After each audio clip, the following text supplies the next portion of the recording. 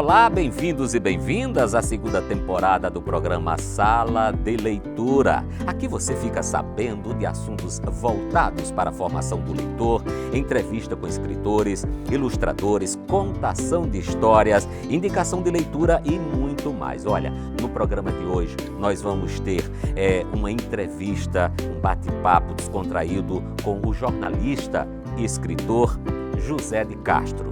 Então não saia daí, nosso programa está só começando.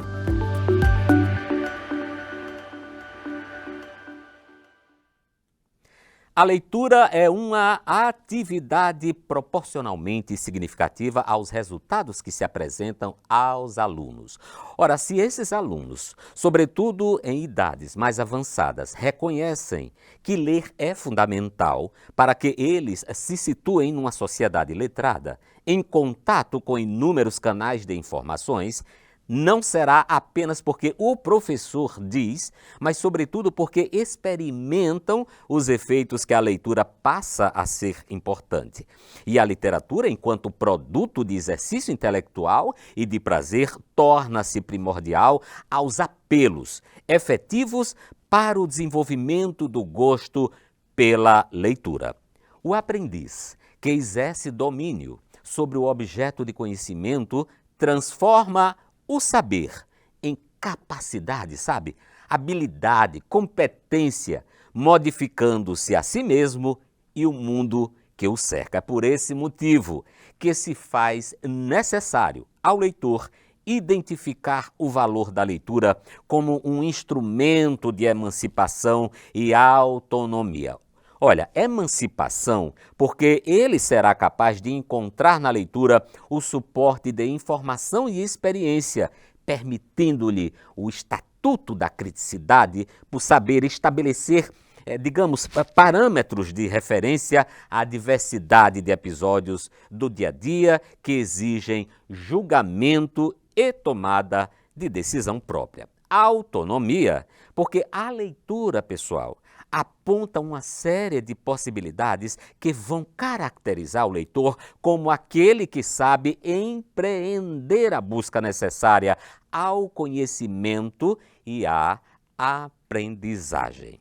Ao professor caberá a condução de todo esse processo, tornando claras para os alunos as múltiplas funções da leitura, provocando atitude receptiva que insiram esses alunos no clima de prazer em aprender. É lógico que o ser humano é social, o que denota uma relação sempre vinculada com outras pessoas na troca de experiências e é na mediação que o leitor pode ampliar a capacidade de ser, agir e estar no mundo.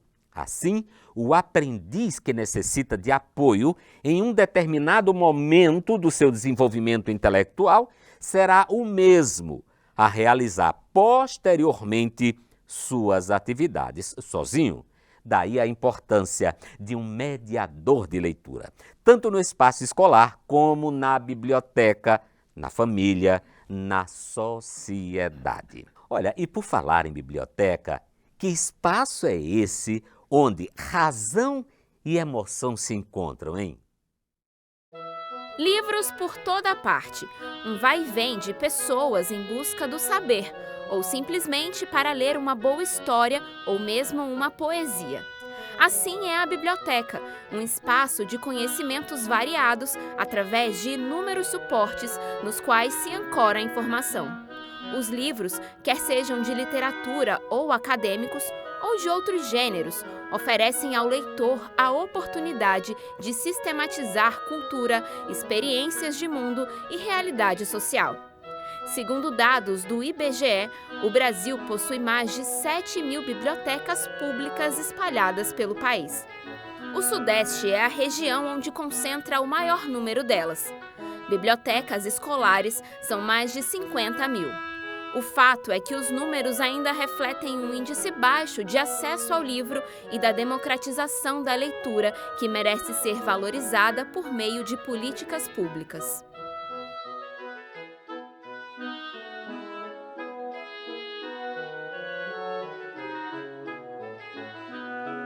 nunca será demais insistir nessa ideia da valorização da biblioteca como um local privilegiado para o desenvolvimento do gosto pela leitura e da formação do leitor.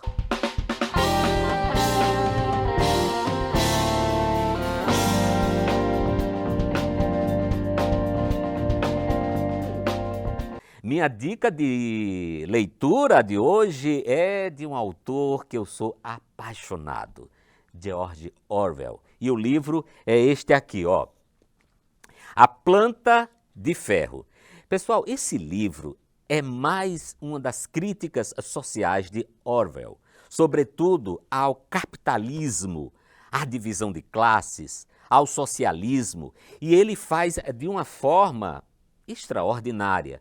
Conta a história da ambição do protagonista Gordon Comstock de desafiar a adoração do Deus do dinheiro e do status social.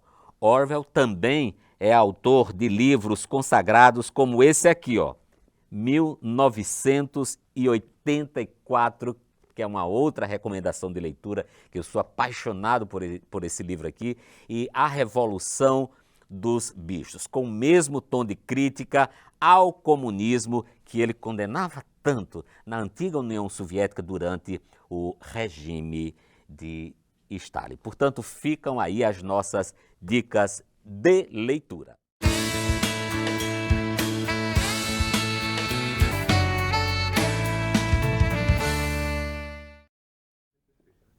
Se eu tivesse o mundo em minhas mãos, iria alimentá-lo com muito amor e carinho, como faz o pássaro cuidando dos filhotes em seu ninho. Pessoal, esse é um trecho do livro O Mundo em Minhas Mãos, do jornalista, poeta e escritor José de Castro. É com ele que eu converso hoje. É difícil colocar o mundo em nossas mãos quando o assunto é leitura de literatura. Seja bem-vindo, Castro. É uma alegria, Adriano, estar aqui com essa abertura, né? Com esse livro que já está em segunda edição. Eu estou até aqui com o livro aqui nas minhas mãos, né? O Mundo em Minhas Mãos. O trecho do poema que você declamou está ilustrado aqui, olha, não sei se dá para ver, né? Sim. Que é o pássaro cuidando do filhote no seu ninho, né? Então, esse livro me é muito caro, porque foi de um desafio, né? Para responder a pergunta, o que eu faria se tivesse o mundo em minhas mãos? Aí eu comecei a pensar poeticamente, claro, né?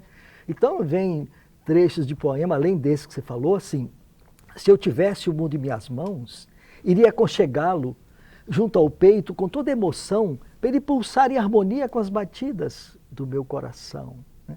Então são coisas assim, e no final vem a proposta, depois que o aluno, que o leitor, leu essas várias provocações poéticas, vem o desafio, né?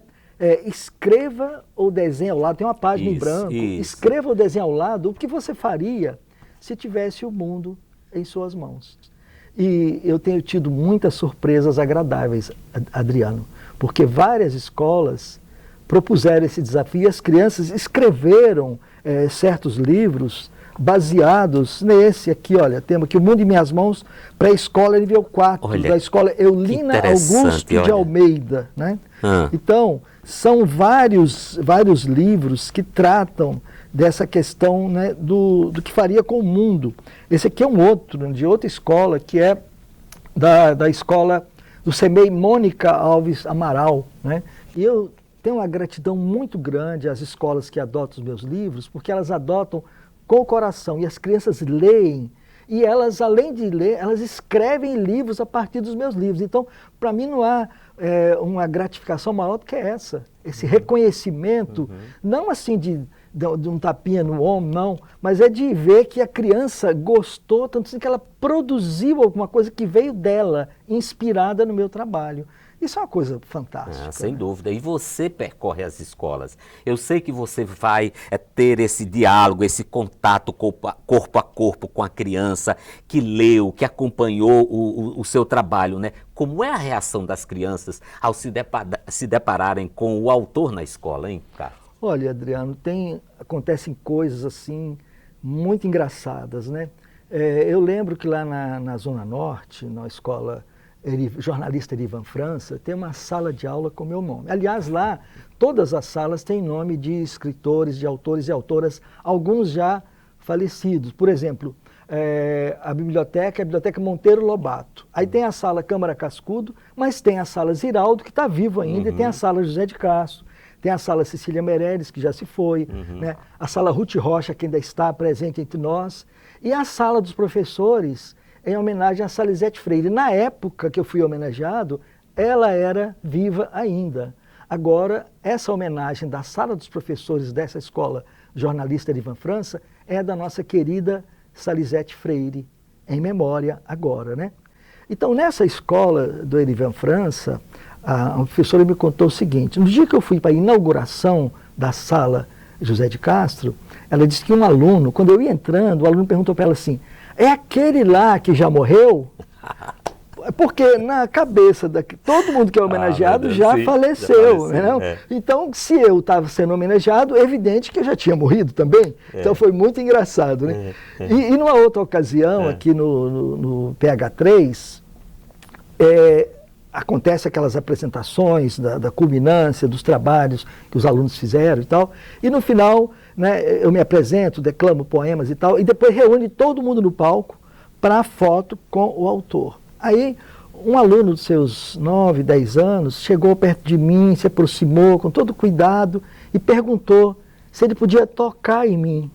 Que coisa. Porque ele queria saber se eu era de carne e osso, que entendeu, coisa, Adriano? Que coisa. Então, eu abracei ele, claro que você pode tocar em mim, dei um abraço nele. Então, é muito bom esse retorno, né? É, claro. E numa outra escola, eu ia do pátio para ir para uma outra sala que ia me apresentar, aí veio uma menina de seus 9, 10 anos, né, vestida de vermelho, chegou perto de mim e falou assim: eu posso declamar um poema para você? Eu falei, claro. Ela falou, eu fiz para você o poema. Eu falei, melhor ainda, nossa. Aí eu falei, você deixa eu gravar?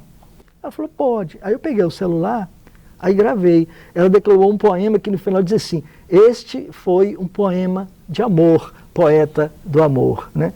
Então, muito bonito. Esse vídeo já está postado no meu Facebook, está lá, pode olhar, que é uma coisa muito legal. Ela declamou um poema que ela fez para o poeta, que ela leu e que ela passou a admirar e tal. Então, é muito importante a gente a gente vir a ser uma referência. Isso nos dá mais responsabilidade com a nossa escrita. Isso. Aí também é a dimensão lúdica da literatura, né? São esses afetos que alcançam, né, o mundo imaginário e as sensações também do leitor. Mas, Castro, vamos nos reportar aos anos de 1990, quando você começou, juntamente com Salizete, Erileide, Joirã, no ProLê, Programa Nacional de Incentivo à Leitura aqui no Rio Grande do Norte, né? O que é que mudou daquela época para os dias atuais, Castro, quando o assunto é leitura e formação do leitor, hein? O que é que você acha? Olha, eu lembro dessa fase nossa, uma fase, digamos assim, um pouco heróica, né, ufanista e muito bonita, que a gente ia. Nós éramos um grupo de oficineiros grandes, né? Joirã, né? Magna Fernandes, Silvana Amália, né? Flauzineide Moura, Ana né? Paula. Ana Paula contava histórias, que ela fez um curso com você, inclusive, de contação de história. Éramos muitos. E eu lembro que às vezes, num polo, reunia 800 ou mais de 1000 professores e professoras, né? Uma vez eu fui dar uma oficina de criatividade e imaginação, os alunos não couberam na sala de aula. Eu tive que ir para fora, debaixo de uma árvore, botar as cadeiras lá. Eram mais de 70 professores e professoras, né? Então foi uma época de muita efervescência da leitura e da escrita, que a gente sempre trabalhou junto, a leitura e a escrita, né? E assim que assumiu uma determinada governadora, Vilma de Faria, a primeira coisa que ela fez foi cancelar esses eventos. Então, de lá para cá, eu percebo que o evento ProLê, que sempre visitava os professores nos seus polos mais próximos, Agora, os mediadores têm que vir até a sede. Isso causa muito mais dificuldade, porque é uma coisa você ir até onde está o professor, outra coisa é você fazer o professor vir até você. E o alcance hoje é um pouco menor. Existe o ProLer ainda, mas com um alcance bem menor. Eu lamento, eu acho que está na hora de tentar reivindicar que o ProLer volte a ter a mesma feição que ele tinha no passado, quando ele viajava pelo Rio Grande do Norte. Porque é diferente, né? É diferente. Aliás, vários comitês Brasil afora têm fechado, têm encerrado as suas atividades. O que é lamentável, né, Castro? Com certeza, com certeza. Aí, a gente observa, por exemplo, você falou, abriu o programa, eu estava vendo você falar a importância das bibliotecas. Olha, Parnamirim está passando por um problema sério. Nós precisamos nos ombrear, professores, professoras, mediadores, mediadoras, para defender as bibliotecas, porque, segundo os administradores, os gestores, né, os secretários de educação do município de Parnamirim, falta professores. Então, tira o mediador de sexto ao nono ano, fecha a biblioteca para colocar em sala de aula. Isso é um absurdo, porque fechar a biblioteca para dizer, não, o adolescente não precisa ler. Olha, a leitura é indispensável. Quando a criança está no ventre, as mães já leem, né? Tem aqueles projetos, né, que as mães leem para os filhos que estão no ventre. Isso. E teve um projeto de adoção, quando a mãe dá à luz, eu fiz esse apadrinhamento de doar um livro para uma criança recém-nascida, a mãe recebe o livro ali na maternidade, com o compromisso de ler para a criança, né, ao longo do crescimento dela. Então a leitura deve ser feita em toda a idade. Aí você dizer que o adolescente não precisa de ler e retira o mediador da biblioteca e cerra as portas da biblioteca, isso é um crime. Claro. É um crime de educação, porque a educação, a leitura é educação. A biblioteca é uma sala de aula, diferenciada, mas Sim, é uma sala de aula. sem dúvida. Inclusive, você faz parte de um movimento que se chama Por Amor às Bibliotecas do Rio Grande do Norte. Isso. Como é que estão as atividades para inserir essa perspectiva de revitalização e desse compromisso da inserção das bibliotecas como um espaço de democratização do saber? Como é que está? A gente levou um manifesto, uma carta, né, ao secretário municipal de educação com a reivindicação para que não feche essas bibliotecas do sexto ao nono ano. Então nós temos que programar novos movimentos, arregimentar mais profissionais, né, da educação, para a gente fazer um movimento, porque as coisas estão muito difíceis no Brasil de hoje. Né? Nós não temos aquele Brasil que a gente dizia, né? É o Brasil de pai caboclo, mãe preta e pai João. Nós temos um Brasil hoje que não adota os seus filhos, um Brasil que hoje está gerando um grau de violência contra a mulher, contra a comunidade LGBTQIA+, contra os povos originários. Há uma misoginia desenfreada na sociedade. Tudo isso nós temos que lutar contra tudo isso para que o nosso Brasil volte a ser aquele que a gente sempre acreditou e sempre esperançou no nosso coração. Um Brasil com uma educação libertadora, uma educação nos moldes de um grande Paulo Freire, que é um dos educadores mais lidos no mundo, e no Brasil tentaram destruir a imagem dele. Ele é o patrono da nossa educação. Então nós precisamos retomar esse Brasil. E o Rio Grande do Norte precisa ser um Estado leitor. Nós ainda não somos, como não existe um Brasil leitor, também o Rio Grande do Norte ainda não é um Estado leitor em sua plenitude. Precisamos alcançar isso. E as bibliotecas, as escolas, e nós, escritores, e os nossos leitores, os mediadores, nós somos as pessoas, os principais a levar essa bandeira, a defender essa bandeira do livro, da leitura e das bibliotecas. Ô Castro, você escreve para adultos e crianças. Eu gostaria de saber, quando você está produzindo para este mundo infantil, como é todo o processo? Porque às vezes as pessoas me perguntam e honestamente eu sempre me embaralho em responder, porque as coisas fluem. E com você, como é que acontecem? Olha, é o seguinte, Adriano, você sabe que eu sou um autor infantil com 20 anos, né? Quando a pessoa pergunta assim, qual a sua idade? Eu brinco, eu tenho 20 anos de carreira literária, porque foi em 2002 que eu lancei a Marreca de Rebeca. Não com essa capa, ela tinha outra capa, sim. O ilustrador é Eliado França, né? E, então, era pela editora Paulus. Ele está na Bagaço, nunca parou, né, de ser editado. Saiu da Paulus e entrou para Bagaço, né?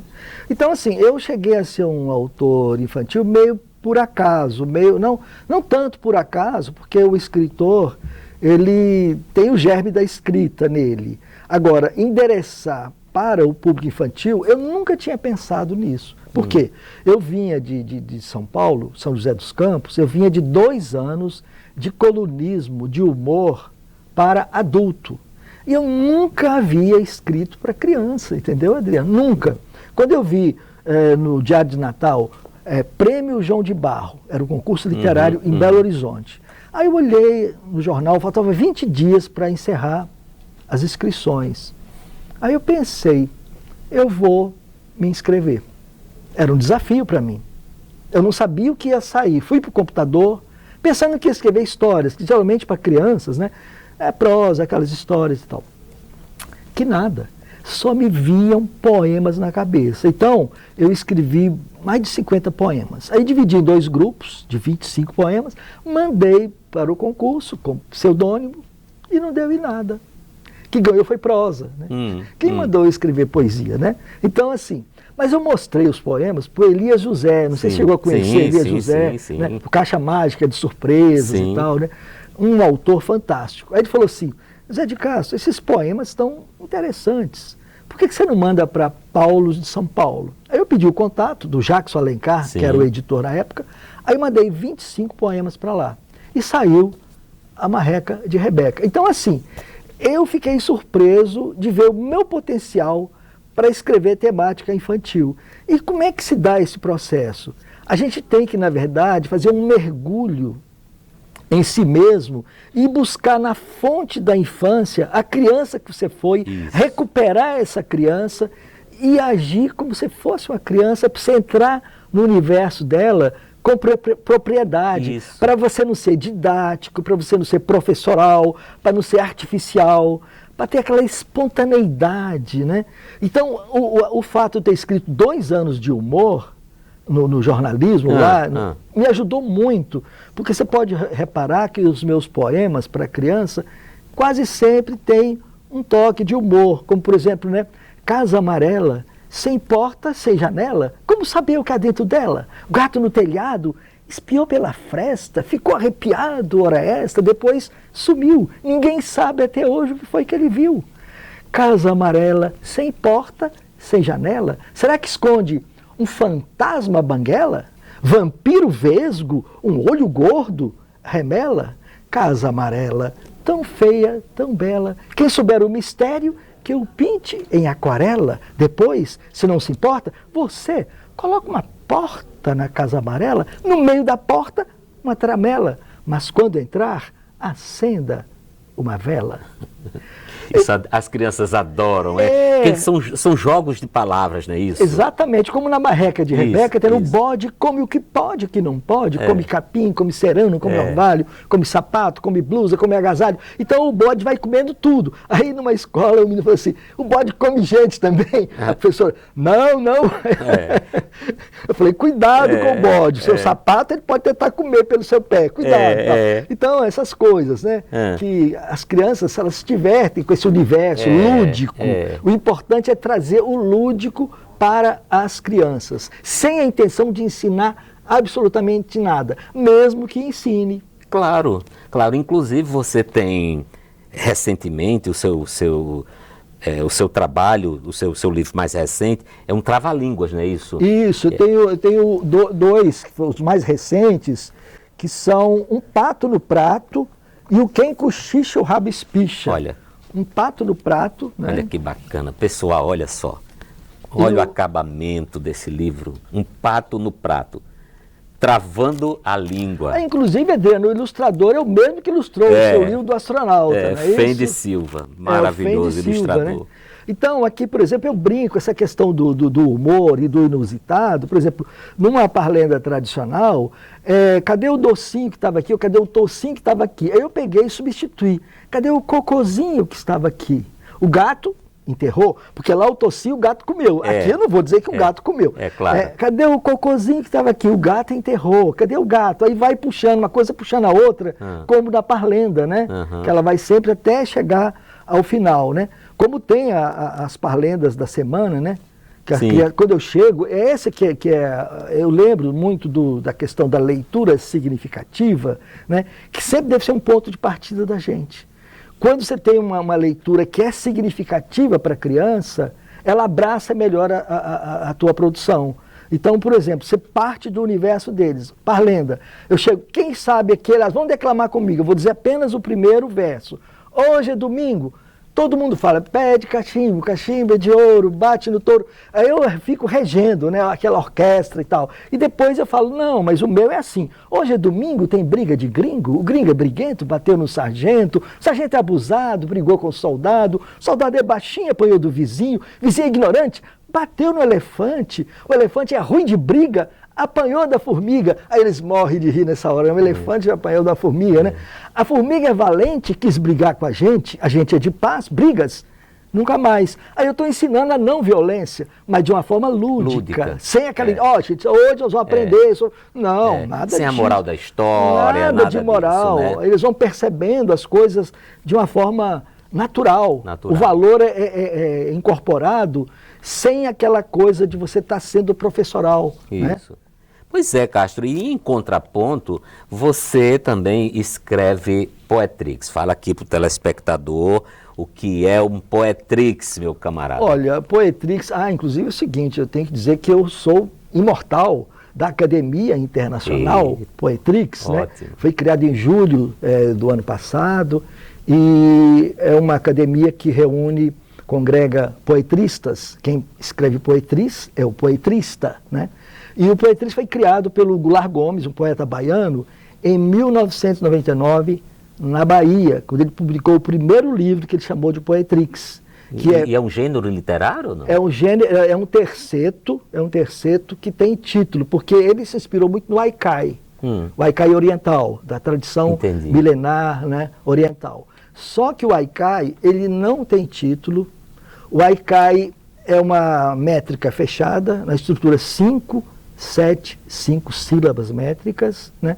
E o Haikai e o Poetrix é diferente. Inspirado não é a mesma coisa, porque, por exemplo, o Haikai, ele sempre tem que se referir a elementos da natureza.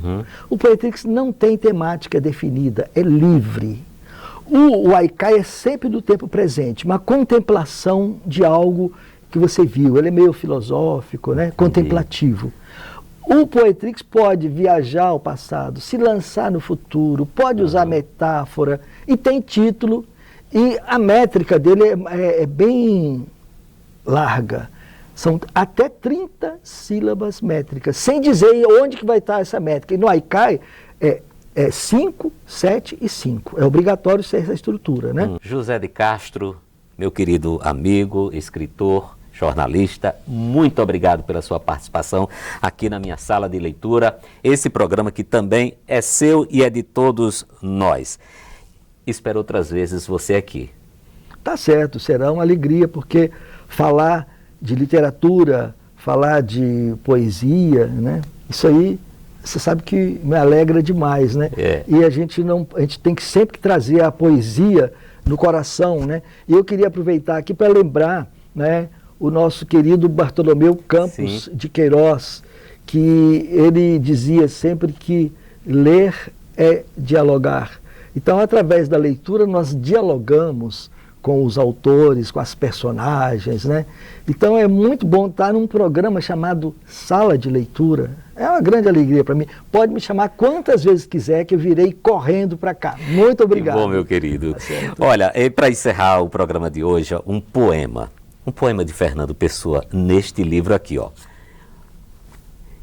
Poesias de Fernando Pessoa, E o título do poema é isto, que diz assim: Dizem que finjo ou minto tudo que escrevo. Não, eu simplesmente sinto com a imaginação, não uso o coração. Tudo que sonho ou passo, o que me falha ou finda, é como que um terraço sobre outra coisa ainda. Essa coisa é que é linda. Por isso escrevo, em meio do que não está de pé, livre do meu enleio, sério do que não é. Sentir, sinta quem ler. Um forte abraço e até o próximo Sala de Leitura. Tchau!